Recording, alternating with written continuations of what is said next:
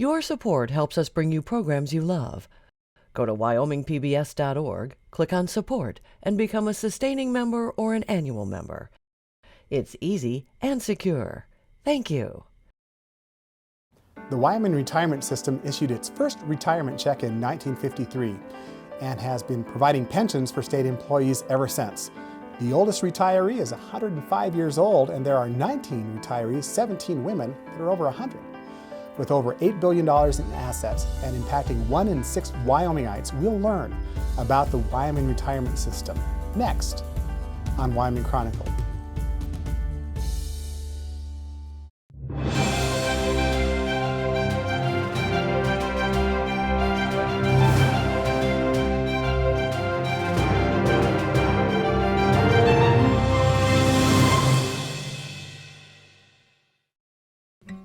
Funding for Wyoming Chronicle is provided in part by the Dragisevich Foundation, supporting the work of the Wyoming Community Foundation. And now we're pleased to be joined by Laura Ladd, the board chair of the Wyoming Retirement System. Laura, thank you so much for joining us on Wyoming Chronicle. Oh, thank you, Craig. It's a pleasure to be here with you today. Before we dig into the Wyoming Retirement System, Laura, let's learn a little bit about you. What's your background here in Wyoming and with the Wyoming Retirement System Board? Oh, thank you. Well, my husband and I moved here to Wyoming in early 2001, and I've had the good fortune to be on the board since early '09. I was initially appointed by Governor Freudenthal and then thankfully reappointed by Governor Meade 3 years ago. I think people might be surprised, as we said in the top of our show, that 1 in 6 Wyomingites are part of the Wyoming retirement system. Yes. It's a remarkable statistic. We pay out nearly $600 million in benefits to those 1 in 6 people on an annual basis, and about 80% of that money stays here in Wyoming. So it's reinvesting just under $450 million in the state of Wyoming, and of course, more importantly, supporting the livelihood and well-being of an awful lot of people in Wyoming. And Laura, we have a lot to learn about the Wyoming retirement system, but it has a long history in Wyoming. You're celebrating the 65th anniversary. Yes. But it even goes beyond that. Yes, our oldest retiree in our system is 105 years old, and I think we've got I think it's 19 people that are over 100 that are members of the system. Now, the majority of those people are women. I think it's 17 out of 19. So I don't know quite what that says about our respective longevity prospects, but it bodes pretty well, yeah. You said in 2016 that the system's healthy. Yes. Is that still your outlook today? Yes, I think we're healthier. We've had certainly a tremendous level of returns, investment returns this year. The fund reported 14.3% return. Of course, the markets were up across the board, so it was a good year for everybody, but that far exceeds our actual return objective of 7%. And then the legislature this year also just passed 2 bills which will help further strengthen the system through contribution rate increases predominantly is the primary reason. Yeah. There are people receive benefits or pensions at a very, very different level. I think you've told me the average pension that a Wyoming retirement system retiree receives each year is around $20,000 a year. Yes, sir. Yeah. Give me some more statistics about that, and how are those pensions calculated? Well, the pension is calculated. I'll try to give the simple answer to that. If you were a member of the big plan, what we call the big plan, which is the state public employee system. By the way, we operate 8 separate retirement plans, so law enforcement and judges and a variety of others. But the big plan is folks who work for state agencies. And if you've been in that plan for some time, the way your benefits are calculated is it's the highest of your 3 years of service. Your highest salary. Highest salary, thank you, of 3 years of service. The number of years in which you've worked, multiplied by, in this case, 2.25%. I think it changed back in 2000, but we'll say 2.25 on average.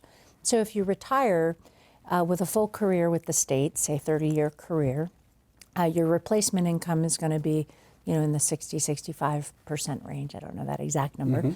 And that's considered to be healthy. So you want to have replacement income as you think about retirement, whether it's in the private sector or the public sector. Ideally, people seek to have about 2/3 of their income in their retirement to continue to live to the standard they're seeking. Many have heard in the news of problems with some public sector pension programs. If you were to classify on a scale of 1 to 10 how solvent Wyoming's retirement system is, what grade would you give it? 10 being great. A 10 being great. Oh, I think we're probably about an 8. I'd say that our public pension system is funded about 78%. That number will adjust this coming year. Talk about what that 78% means, Laura. Thank you, Craig. So what that means is if we needed to make every retirement payment for every person in the system, including the person that goes to work for WYDOT age 20 today, it's their first day of employment, and they work a full career with WYDOT and then retire and live to be 100, maybe even 105. We are calculating the assumption of paying every single one of those benefits. So it's a very long time horizon. And so what that says is on this day, based on the assumptions we have, and that we update those assumptions based on actual experience every 3 to 5 years, we've got 78% of the dollars available to meet every one of those obligations. Today. Actually, we'll see our funded ratio go down a little bit in the coming spring. We're taking up that issue as a board, mostly because we lowered our return objective going forward. Over $8 billion worth of assets that's managed. Yes. And how are those managed? Oh, thank you. I'm really proud of our governance model, and in particular the investment program and the investment team that we've been building out. So we have the board, which is an 11-person board. All appointed, right, by a governor? With the exception of the state treasurer, who has a seat on our board in perpetuity. But the balance are appointed by the governor and confirmed by the legislature. We serve 6-year terms. It's an oversight body. So what that means is we have delegated the day-to-day management of the investment program, including things like hiring and firing of managers or identifying prospective managers for us, to the staff. That's in part because, of course, these folks spend their days doing this, and those of us who are a lay board, for the most part, we all have other day jobs and do other things. And we spend a lot of time trying to hire really qualified investment professionals to make good recommendations to us. And we're in the process of building that out. We've got a 5-year investment plan. We're about 3 years into that plan. And we're now a team of 8 people within the investment organization. You're very proud of your staff. Yes. I mean, we've been so fortunate to attract wonderful leadership at the highest level. But what I really want to talk about are the people in Cheyenne who make the system work. There are 45 people on staff at the Wyoming retirement system. And Rose Todd, for example, who runs our operations group, she's got 14 folks who work for her. That group alone oversees 28,000 members' retirements. And I think the number was last year they received, I should look, but I want to say 22,000 phone calls? Thank you. Yes. 22,000 phone calls and processed a little less than 1,000 walk-in Laura, track. so I apologize right now. But what makes me proud of that is when I'm out and about in Cheyenne or other places in Wyoming, people will comment to me on how helpful and responsive Rose and her team are in helping them make. Oh, that's great to hear. Yeah, so there are any number of people that work for the system like Rose, but they are just dedicated, tried and true, and committed to retirement security for the people of Wyoming. And I don't think we can say enough. There are 1 in 6 Wyomingites participate. Yes. That group is available to help. Yes. And you really try hard with your education outreach. Thank you. It's in a rural state like Wyoming, of course, getting the word out and keeping people informed is a challenge. We've got great educators who travel around the state and plan seminars and will come to folks' places of employment and help them certainly answer questions, but also prepare for retirement if that's where they are in their phase of their career. We've made some fantastic technology upgrades. We implemented a new IT system called RAIN about 5 years ago that's, I hope, made that interface and access to information a lot better. Absolutely. Good. And then we've recently relaunched our website, and I hope it's more user-friendly and easier to find great content. But it's a challenge. The education process is something we take very seriously and work on all the time. One of the things that we talked about in preparing for today, yes, and I think it's a message that you have said before, but you can't say enough, is how important it is for people who participate in the Wyoming retirement system to not only depend Yes, thank you. on the Wyoming retirement system. Let's go there a little more. Thank you. So I think about retirement income as having three components. You would hopefully have a defined benefit plans. If you're a member of the system, you have that. Hopefully you have some level of Social Security. Now, the folks who are participants in our paid fireman's plan don't have Social Security. That's sort of negotiated within the structure of their plan. But many people do have some Social Security income. And the third piece is supplemental savings. So I want to talk for a moment. We also administer about $700 million of deferred compensation benefits through our 457 program. And that is an opportunity to set aside a portion of your salary if you are an active employee today, and you can set that. We have an auto-enrollment program that we implemented a couple of years ago, sets aside 3% of your salary. You can opt out if it doesn't work for you, but it's wonderful when people can and do choose to do that. And today, something like 90% of new employees have stayed within the 457 auto-enrollment program. And I'm sure your message is with the power of compounding, power of compounding, the younger you are, the more important it is to consider that. It really is. I mean, some of the statistics, Craig, about the level of retirement savings in our nation, or even just economic security, are pretty staggering. Something like 44% of the people in our nation don't have $400 in cash readily available to them in an emergency situation. Much less a lifetime of retirement. I think the average retirement savings is less than $15,000. So, and I believe the number they suggest you should have is somewhere in the $350,000 range. So, woefully unprepared for retirement, for a time when they can't work and need to continue to thrive and survive. So I can't stress enough the importance of supplemental savings. We unfortunately have not been able to grant what we call a COLA, which is a cost of living adjustment. Something that's important to you. Yes. Yeah. Since 2009. And that's for a variety of reasons, but certainly the market conditions in and around 2008 made that not a prudent decision to grant a COLA. We needed to restore the solvency and the stability of the fund as a whole.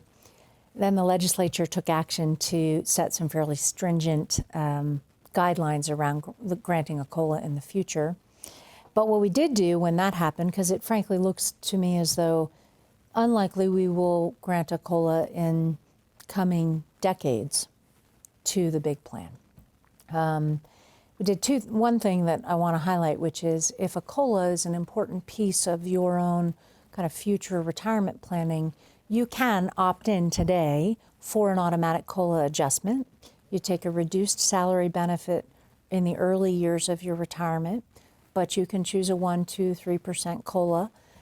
And as I hope you live to be 105, that would have been an investment that paid well for you. Sure. Yeah. Again, the power of compounding, hoping that you live a little bit longer. Yeah. But how important that is to someone who is depending upon a COLA. Yeah. And there are people in the system that lived with COLAs and now don't have them anymore.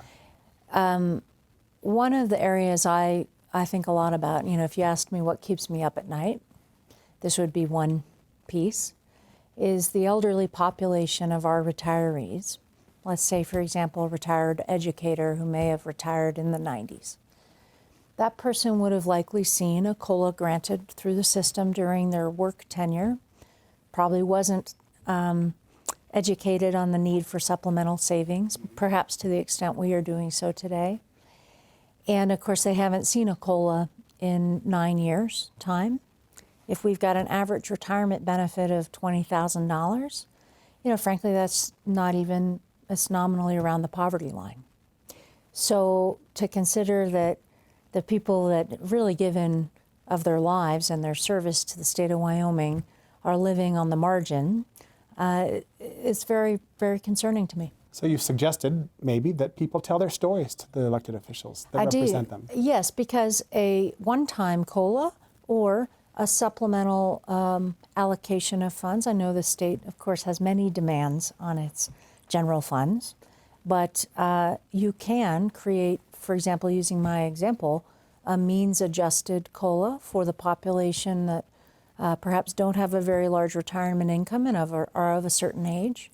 It is well within the legislature's means to create a system, and we've got a tool that can cost that out for them. And I'd love to see something like that happen. Yeah. Besides a COLA keeping you up at night, yes. what are other challenges ahead for the Wyoming retirement system?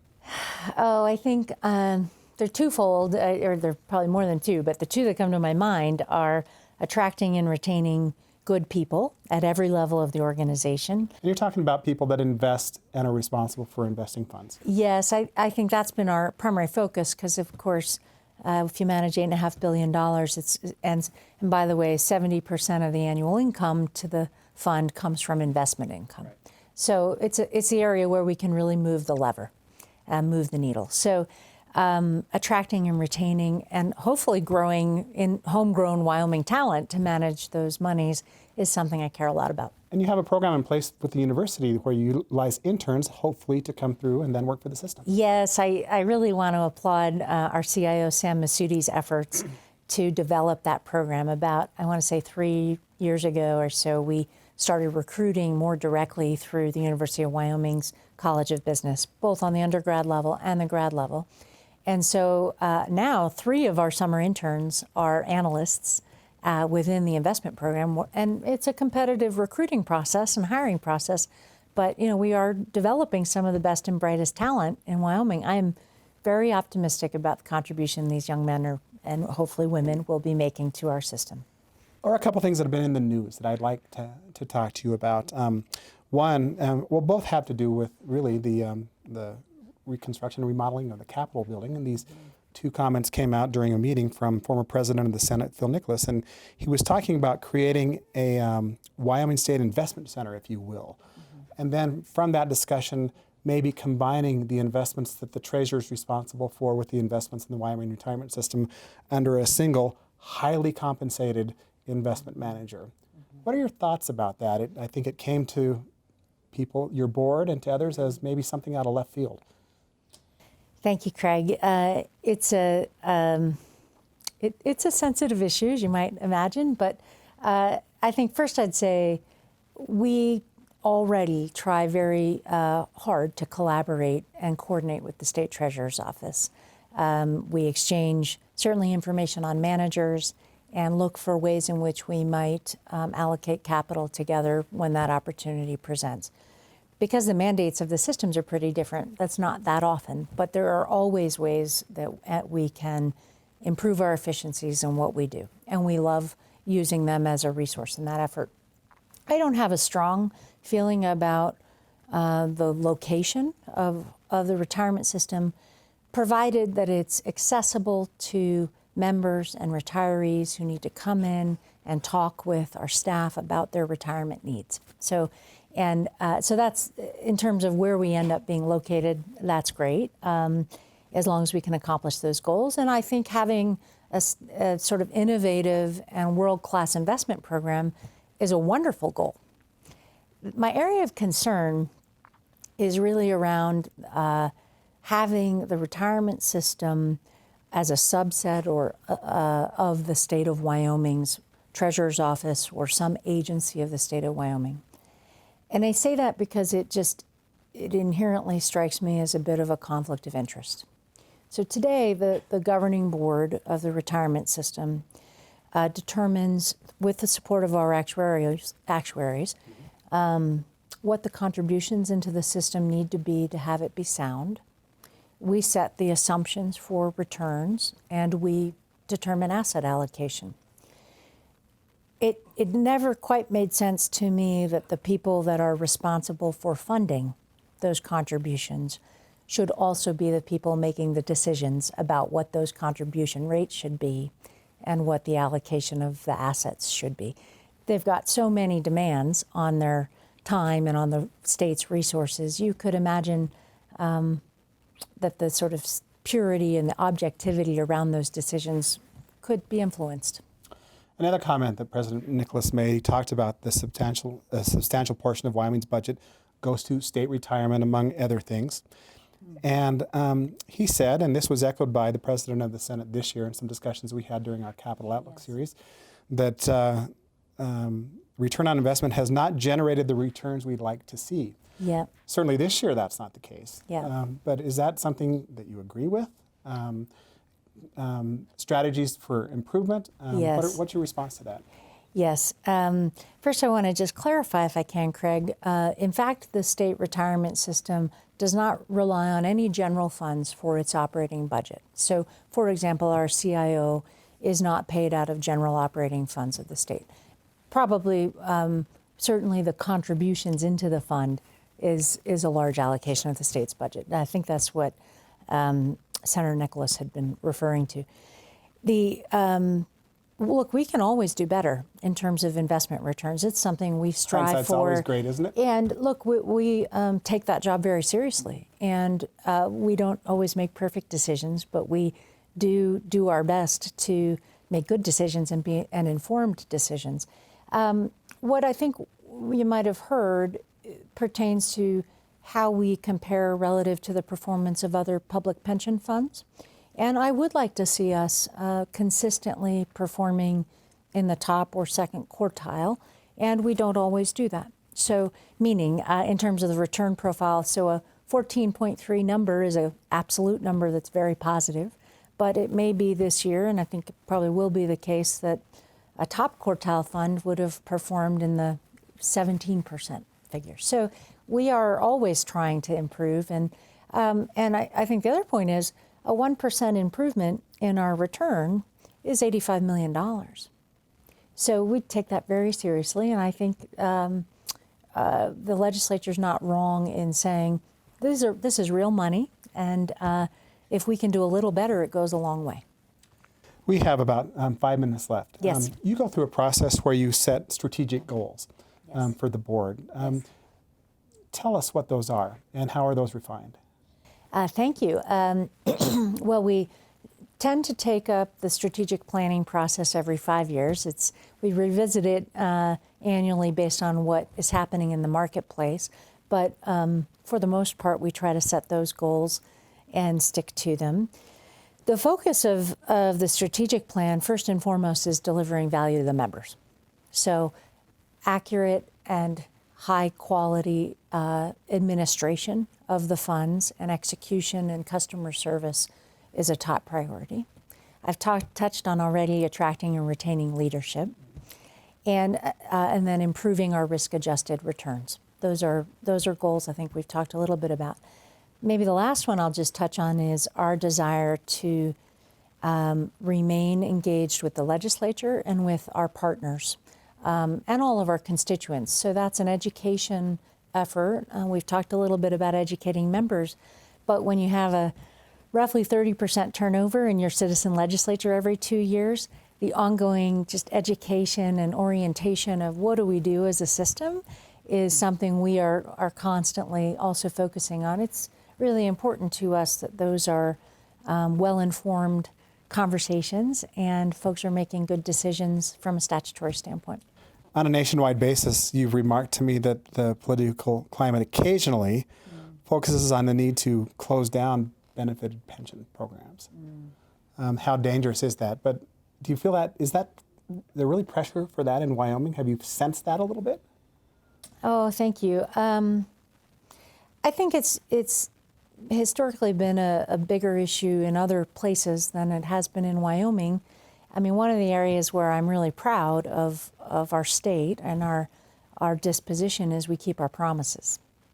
So the fact that we made promises to employees about a retirement benefit, I think is one that every person who influences that decision or has impact into that takes quite seriously. I'm proud of the legislature and their commitment to trying to ensure that we've got a 100% funded plan.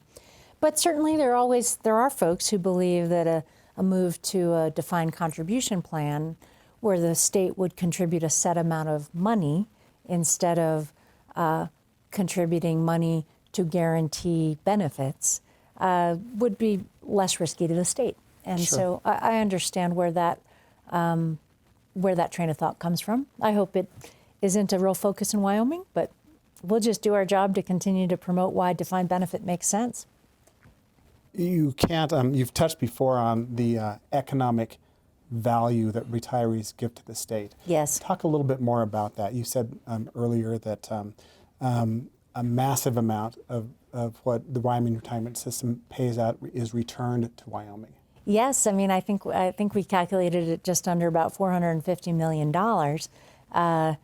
You know, I haven't put that in a frame of reference, but I think it's something like 2% of the state and local government spending is spent on retirement, contributions to retirement. So the money that gets plowed back into the economy, I'm going to assume that's a multiplier effect on that investment. And we have just a little over a minute left. Yeah, the Wyoming retirement system has changed and it's evolved. There's Tier 1 employees, there are Tier 2 employees, et cetera. Talk about how that evolution has happened and what you see in the future. We've got about a minute left. So there are three components to a retirement system: investment income we've talked about, contributions we've talked about, and then the benefits paid. Tier 2 was passed to essentially provide a slightly less generous retirement package to employees who came to work after 2012. It's still a very healthy retirement plan, and one I think we are proud to have as part of the system. And I hope that the benefit package can remain. I think we're on a good path to see that happen. You've talked about how important it is for agencies to sell the retirement package as they're recruiting people to work in the Department of Health, in YDOT, and in other places. Yes. Boy, thank you for mentioning it. We hear from local government folks, certainly from the teachers, from the administrators of our education system, and especially as they see increasing pressures on their program, how important it is to have the benefit, a really solid benefit package such as we have in Wyoming. Well, Laura Ladd, who is the board chair of the Wyoming Retirement System, thank you so much for joining us on Wyoming Chronicle. Thank you, Craig, and thank you for the opportunity to showcase our work and the contribution back to the state of Wyoming. And I personally just want to say what a privilege it is to serve in this capacity. Thank you.